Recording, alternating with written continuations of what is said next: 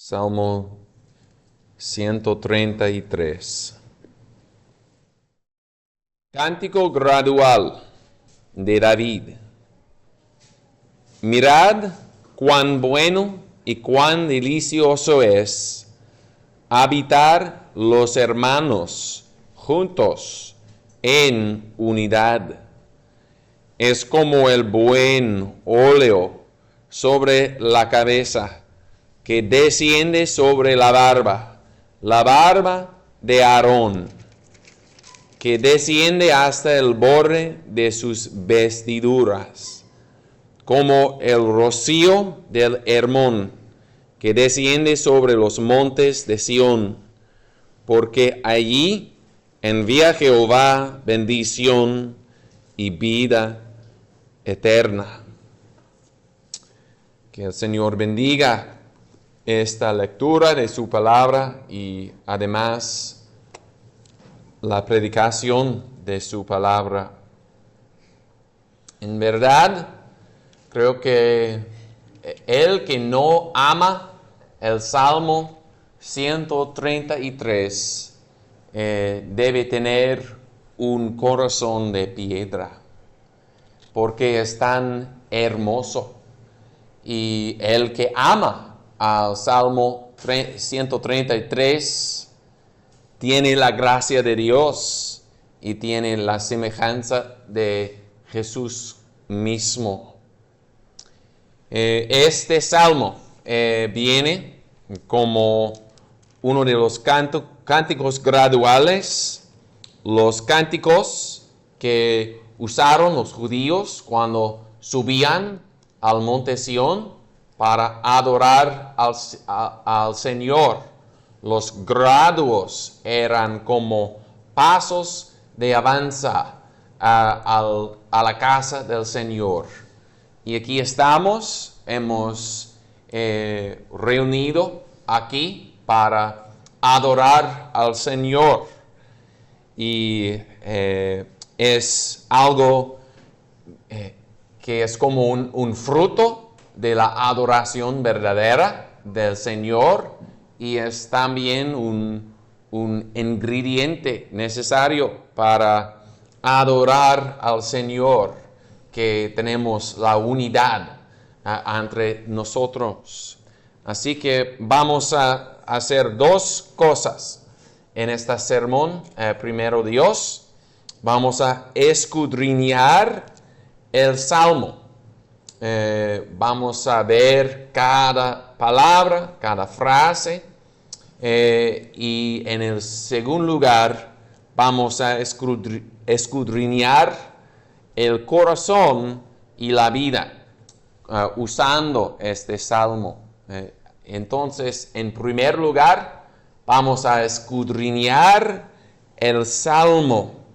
Este salmo obviamente es inspirado por Dios, es una obra del Espíritu Santo, y las transiciones, las frases son totalmente bonitos y son llenos de una hermosura espiritual. Aquí tenemos un salmo de David, dice, cántico gradual de David. Y David era el autor inspirado por el Espíritu Santo.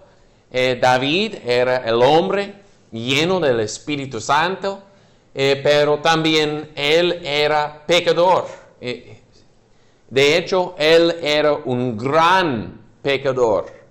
Así que es posible para un pecador tener un amor para la unidad de la iglesia. De hecho, David, él era el rey de Israel, y sus pecados tenían la tendencia de destruir la unidad de Israel.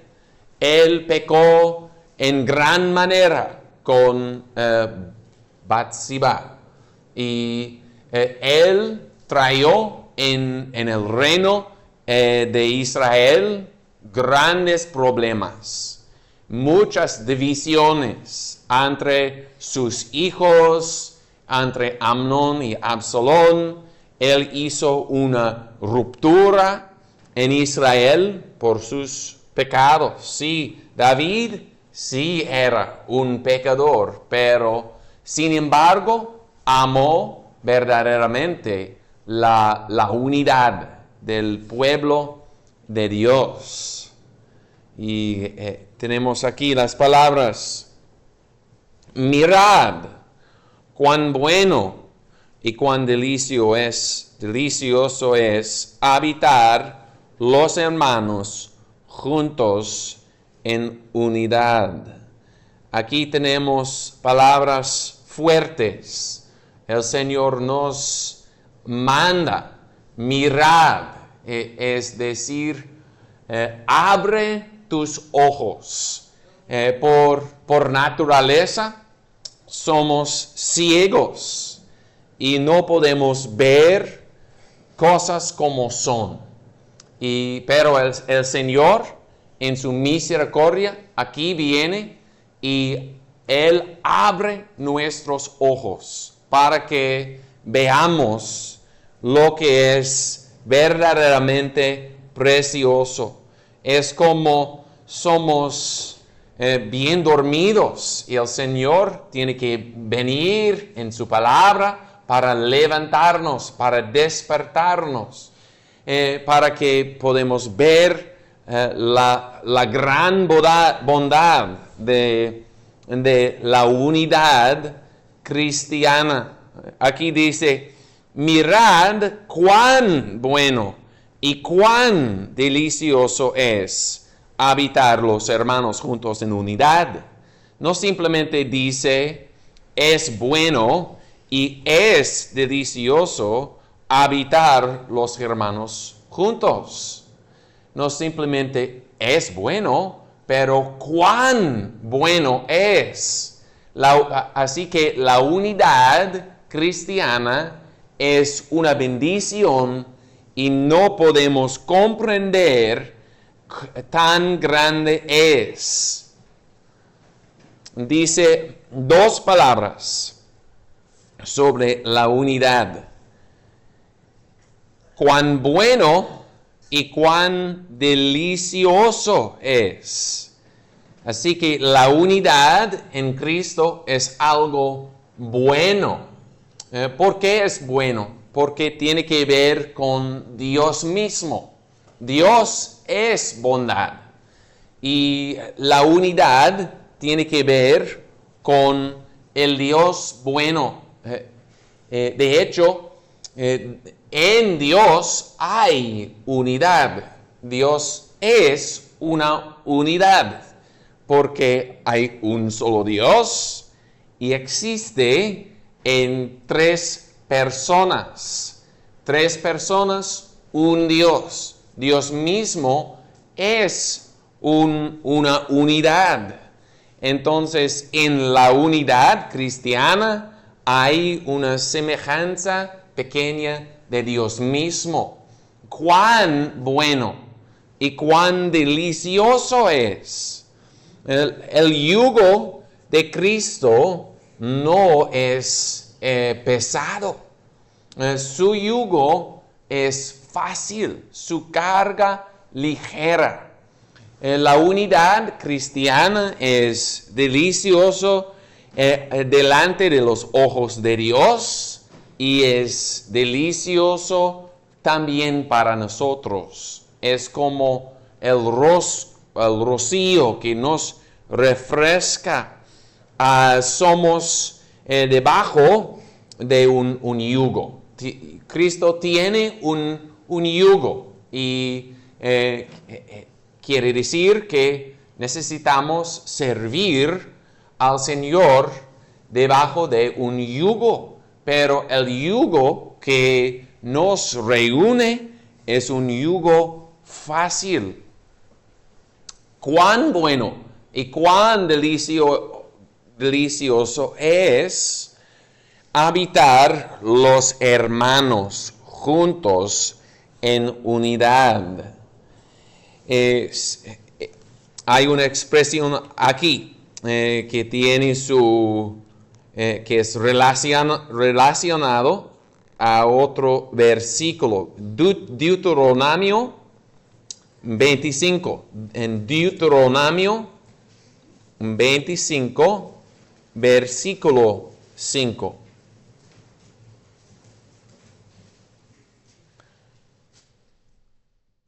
Cuando unos hermanos habitaren juntos y muriere alguno de ellos y no tuviere hijo, y así sigue, pero dice, cuando unos hermanos habitaren juntos, y describe algo típico que pasa en una familia. Por ejemplo, en el campo, donde hay granjas, es típico que los hermanos, cada uno tiene su rancho, su granja, en lugares cercanos. Y aquí en la ciudad, sí, pasa también que en un vecindario los hijos crecen y compran cada uno su casa en la misma colonia, en el mismo lugar. Es típico que los hermanos habitan juntos. Pero aquí describe que en el Salmo 133, que la unidad en la iglesia es más cercano que la unidad en una familia de sangre y carne. Porque en Deuteronomio 25 dice, cuando hermanos habitaren juntos, pero aquí dice, habitar los hermanos juntos en unidad. Hay un frase aquí más, no simplemente juntos, pero juntos en unidad. Así que cuando vemos el tipo de unidad que hay en una familia, una unidad refrescante, debemos anhelar más unidad en la iglesia que en la familia. También el Señor continúa aquí en este Salmo en versículo 2. Está abriendo nuestros ojos a algo tan bueno, tan delicioso. Y empieza usando semejanzas. Dice en versículo 2, es como el buen óleo sobre la cabeza. Usa una semejanza. Es porque necesitamos la ayuda de semejanzas para entender la verdad, para que la verdad sea más entendible.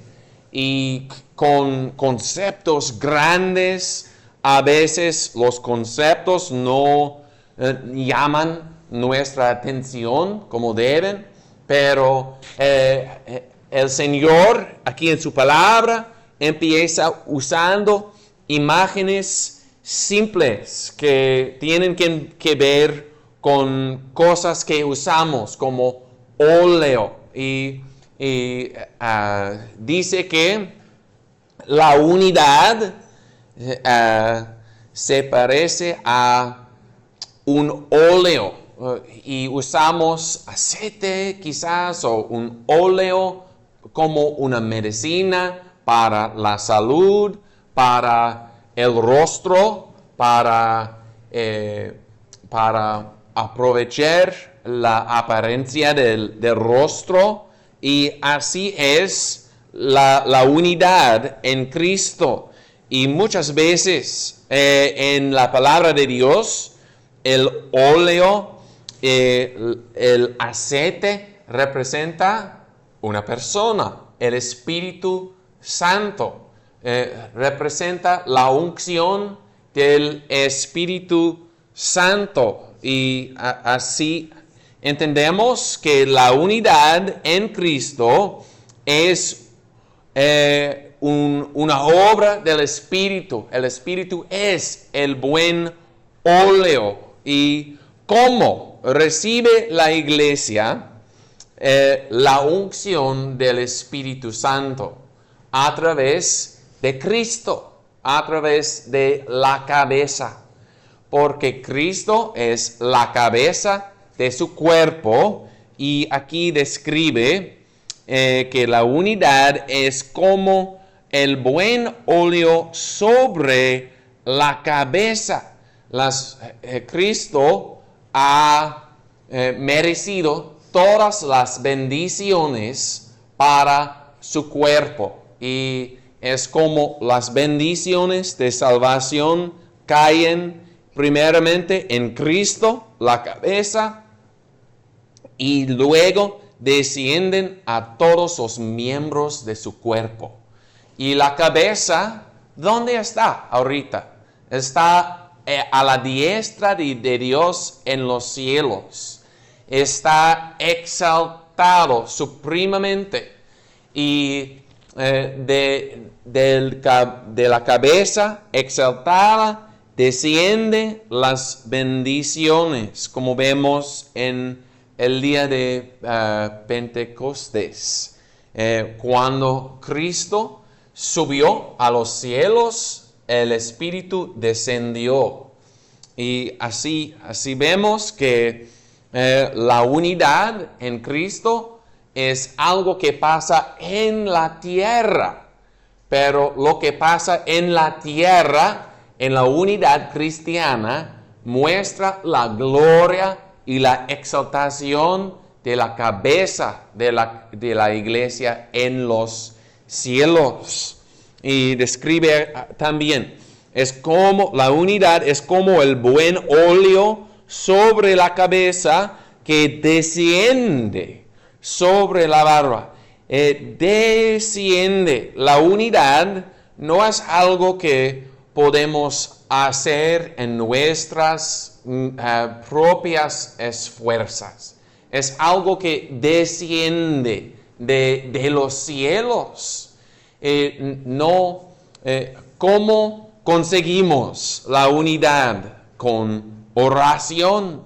Tenemos que mirar hacia los cielos y en fe rogando al Señor que la bendición descienda de arriba. Dice que esta bendición de la unidad desciende sobre la barba. ¿Qué piensas de unidad? ¿Crees que es algo débil? ¿Crees que si tenemos mansedumbre y si somos gentiles y si somos pacientes unos con otros, es algo débil? No es débil. La unidad en Cristo es algo muy masculino, porque esta bendición desciende a la barba. La barba, dice, de Aarón. Y Aarón era el sacerdote. Él recibió la unción para ser sacerdote de la pueblo de Dios. Y Aarón, él obró en el lugar santo, en el templo, en el tabernáculo. Él obró entre pecadores. Aarón hizo sacrificios. Aarón mató a bestias como sacrificios. ¿Y cómo es posible tener comunión unos con los otros? Solamente a través de un sacrificio.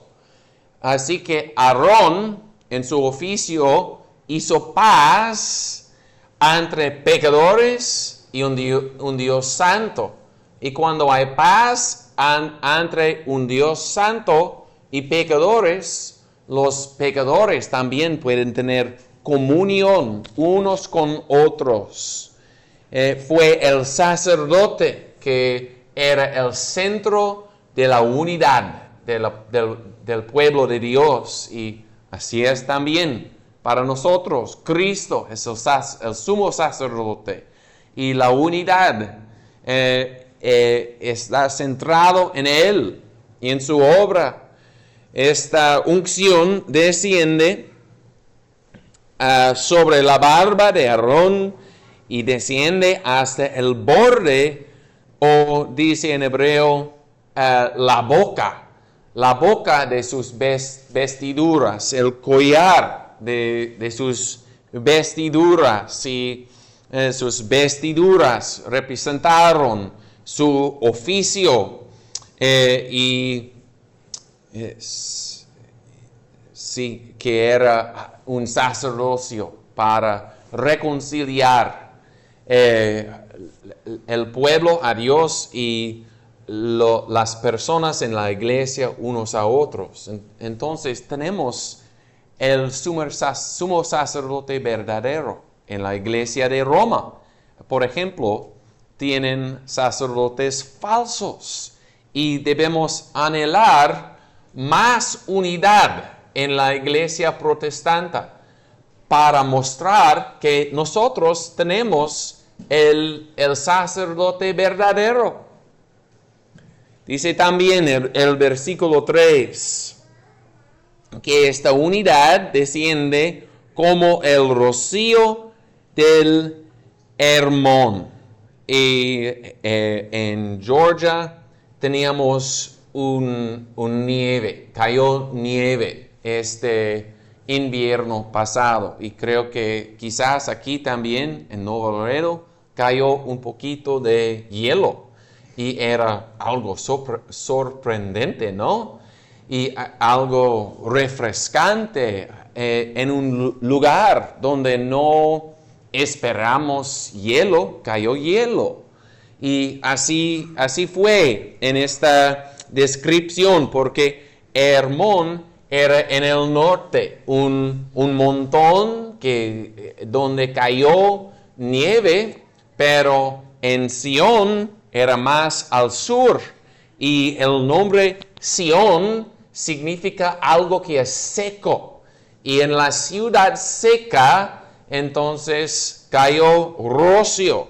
Era algo sorprendente, algo refrescante. Así es con la unidad en Cristo. Es como una bendición que viene de un lugar diferente. Es algo, un milagro cuando desciende la unción y la unidad en Cristo. El rocío también, otra vez, representa la obra del Espíritu Santo descendiendo de arriba. ¿Y dónde desciende este rocío de unidad? Desciende sobre los montes de Sión, en el lugar de adoración. Y no debemos huir de la iglesia, no debemos retirarnos de la iglesia del Señor. Sí hay dificultades, a veces hay conflictos, pero ¿qué es la solución? ¿Retirarnos de Sión? No, porque Sión es el lugar donde desciende esta bendición de unidad. Y dice que ahí envía Jehová bendición, o quizás del hebreo, ahí mandó Jehová la bendición. ¿Cómo es posible que el Señor podría mandar una bendición sobre su pueblo?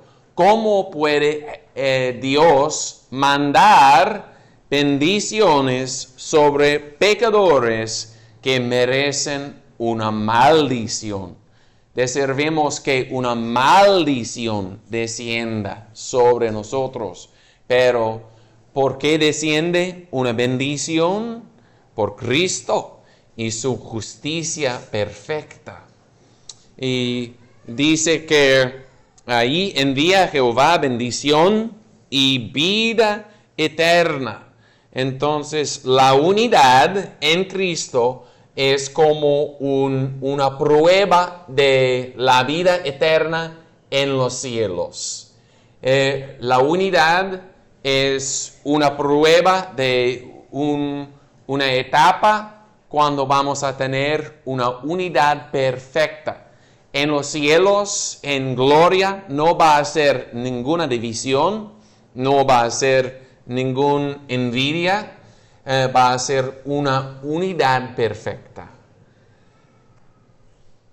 Hemos hecho la primera cosa. Hemos escudriñado el Salmo, pero también en el segundo lugar tenemos que escudriñar el corazón y la vida. Tenemos que tomar la luz de este Salmo y poner esta luz a nosotros mismos. Hay tres cosas aquí. Hay que cuidarnos de engañando nosotros mismos. De engañando nosotros mismos. Porque dice, como hemos visto, mirad cuán bueno y cuán delicioso es habitar los hermanos juntos en unidad. Juntos en unidad. En mi congregación, cuando prediqué sobre este salmo, dije que quizás vamos a tener una pregunta. ¿Vas a una iglesia estricta? ¿Se traduce? Strict. ¿Vas a una iglesia estricta? Es una pregunta que a veces oímos. Pero la respuesta es sí. Voy a una iglesia muy estricta porque tenemos una unidad muy estricta. Una unidad con mucha cercanía. Sí, y dice otro salmo, Salmo 122, dice sobre Jerusalén.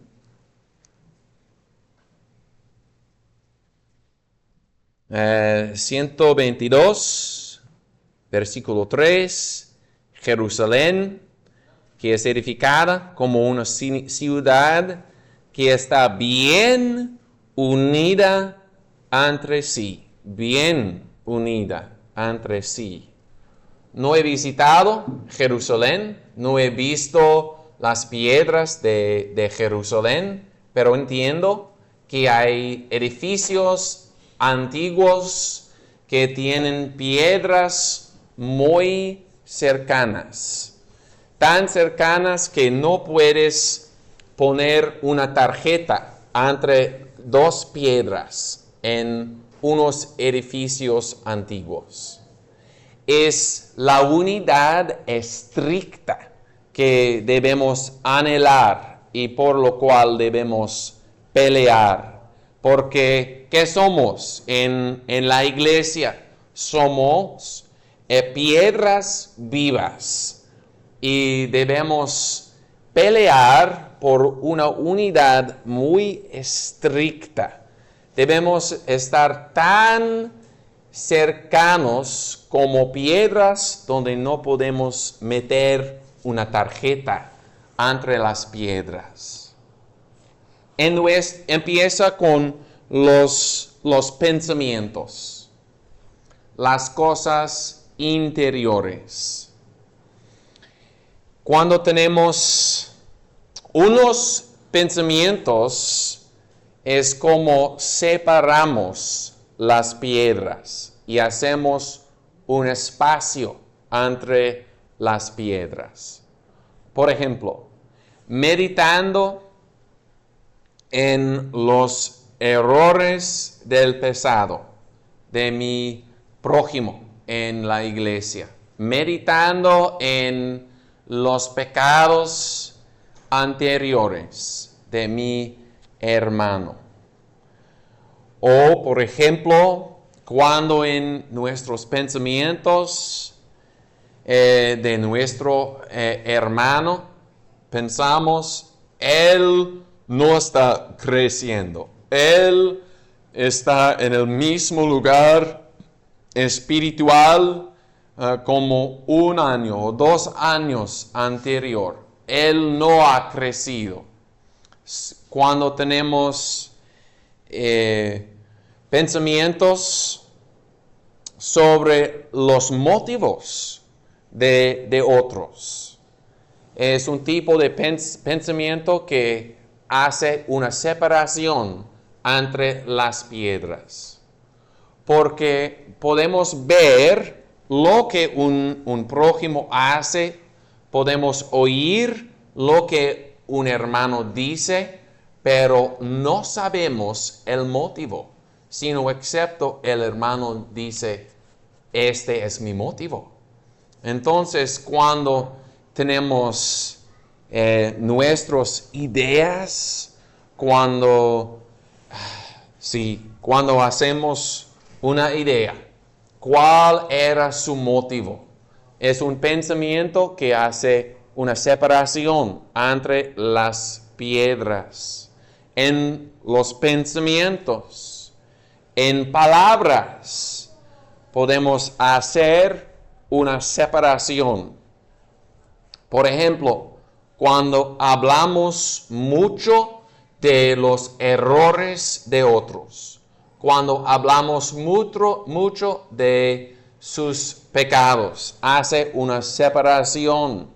Por ejemplo, los tres hijos de Noé, uno era él vio la desnudez de su padre Noé y salió y habló de la desnudez de su padre. Cuando hablamos de desnudez espiritual de nuestro hermano, hacemos una separación.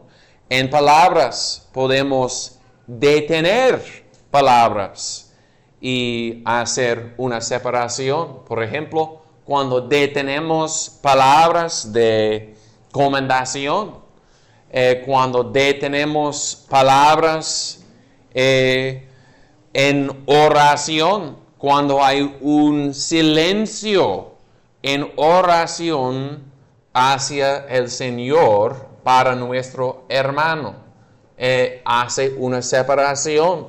Cuando hay silencio y no amonestamos un hermano que necesita una amonestación, como dice Levítico 19, este hace una separación en pensamientos, en palabras, en hechos. No debemos engañarnos, como por ejemplo evitando la presencia de un hermano o hermana en la iglesia. Cuando evitamos comunión con otros en la iglesia, estamos haciendo una separación. Y también decimos en inglés, no sé, hay un idioma con el cuerpo, como la postura, el rostro, por ejemplo, un rostro frío, un rostro duro contra nuestro vecino en la iglesia. Este hace una separación entre las piedras que deben estar estrictamente juntos. ¿sí? Y es una obra de Satanás, de separar las piedras. Pero aquí el Señor, en este salmo, nos enseña, mirad cuán bueno y cuán delicioso es habitar los hermanos juntos en unidad. Si has sido engañándote, aquí tenemos un Señor lleno de gracia, abriendo tus ojos para anhelar una unidad muy estricta, muy cercana. Hay peligro de engañarnos, hay peligro también de una indiferencia con relación de la unidad. Es posible saber en el mente la importancia de la unidad. Es posible saber en el mente cuáles son los pecados contra la unidad, pero es posible al mismo vez ser frío en relación de siguiendo la unidad. Por ejemplo, cuando hacemos retrasos, cuando yo digo, yo no voy a empezar, no voy a tomar un paso hacia mi hermano, voy a esperar hasta que él hace el primer paso. Es un retraso que no, en los ojos de Dios, no, el Señor no tiene gusto en estos retrasos. O, por ejemplo, un altivez, un soberbia. El Señor no tiene gusto en soberbia. Cuando decimos adentro, yo no debo, el otro debe tener humildad y yo no necesito usar humildad. Voy a mantenerme en mi lugar alto y él debe ponerse abajo. O cuando decimos la carga para hacer más unidad está con él, no es con mí, con él. El Señor no tiene gusto en esto. O cuando olvidamos en Mateo 25, describe personas que no han visitado los enfermos, no han traído una copa de agua fría, han olvidado. ¿Cuándo no lo hacemos, oh Señor? Cuando olvidamos los hermanos y sus necesidades y sufrimientos, este tipo de frío, el Señor no tiene gusto. Pero gracias a Dios, el raíz de la solución empieza con fe. Y tenemos que creer en 4 cosas grandes. Y la unidad empieza con fe en un Dios lleno de gracia, que tiene delicio de obrar más unidad en su pueblo. 4 cosas que debemos creer. La Santa Trinidad. Juan capítulo 17. Juan 17, versículos 23 y 24.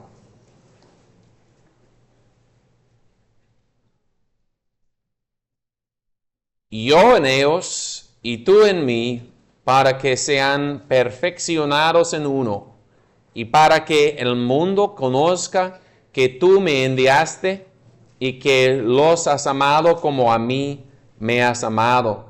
Padre, aquellos que me has dado, quiero que donde yo estoy, también ellos estén conmigo para que vean mi gloria que me has dado, por cuanto me has amado desde antes de la fundación del mundo. Entonces, en la religión verdadera tenemos la doctrina de la Santa Trinidad. Y las religiones falsas no tienen esta doctrina. Pero lo más que meditamos en la unidad misteriosa que es Dios, lo más crecemos en la unidad entre nosotros. La Santa Trinidad, hay que creer en esta doctrina de la palabra de Dios. La cruz de Cristo, hay que creer en la cruz de Cristo para crecer en la unidad en Cristo. En Efesios capítulo 2. Efesios 2, 16. Habla de la diferencia entre judíos y gentiles. Y nunca había sido una diferencia en la iglesia de Dios más grande que la diferencia entre judíos y gentiles. Y los apóstoles pelearon mucho en este tema para obrar una unidad entre judíos y gentiles en la iglesia antigua. ¿Y qué doctrina usó Pablo para obrar una unidad en la iglesia antigua? Dice aquí, Efesios 2, 16. Y mediante la cruz reconciliar a ambos con Dios en un mismo cuerpo, matando en ella la enemistad. Había una reunión, un día, una reunión en lo cual todos los elegidos de Dios eran presentes. Era una reunión, todo el cuerpo de Cristo, todos sus elegidos estaban ahí en esa reunión. ¿Cuál era la reunión? Pasó en la cruz, porque en la cruz Jesús llevó todo su cuerpo, todos sus miembros, para reconciliar todos sus miembros en un hecho de obediencia en la cruz. Todos nosotros estábamos allí en Cristo. Si somos elegidos de Dios, estábamos allí. Y si era tan reunión allí en la cruz, debe ser una amistad grande ahora. La cruz de Jesús. La tercera cosa que hay que creer es la obra del Espíritu. En 1 Corintios 12, versículos 11 y 12.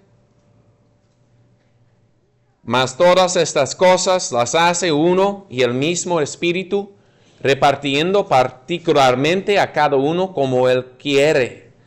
Porque de la manera que el cuerpo es uno y tiene muchos miembros, pero todos los miembros del cuerpo, que es uno, siendo muchos, son un solo cuerpo, así también Cristo. El Espíritu da gracias y dones a todos los miembros. Entonces tienes un cuerpo, ¿sí? Y una alma. Y tu alma anima todo el cuerpo, todos los miembros, ojos, nariz, pies, manos, todo es animado por una alma. Lo mismo en el cuerpo de Cristo. Somos muchos miembros, pero animado por un solo espíritu. Y también hay que creer la perfección de los cielos, como dice en Apocalipsis capítulo 7, Apocalipsis capítulo 7, 9 y 10. Después de estas cosas miré, y he aquí una gran multitud, la cual nadie podía contar, de todas las naciones y tribus y pueblos y lenguas, que estaban en pie delante del trono y delante del Cordero, vestidos de ropas blancas, con palmas en sus manos, y clamaban a gran voz, diciendo: la salvación pertenece al que está sentado sobre el trono, a nuestro Dios y al Cordero.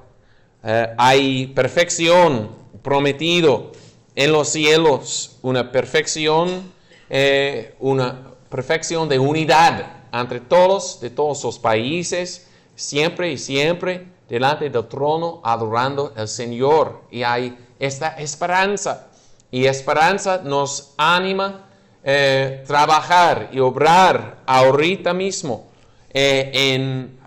hacia esta unidad perfecta. Hay que creer estas grandes cosas para obrar y anhelar la unidad en Cristo. Gracias a Dios por este salmo tan precioso. Hemos escudriñado el salmo, hemos escudriñado también el corazón y la vida, y que Dios bendiga su palabra. Amén. Y vamos a orar, puestos en pie.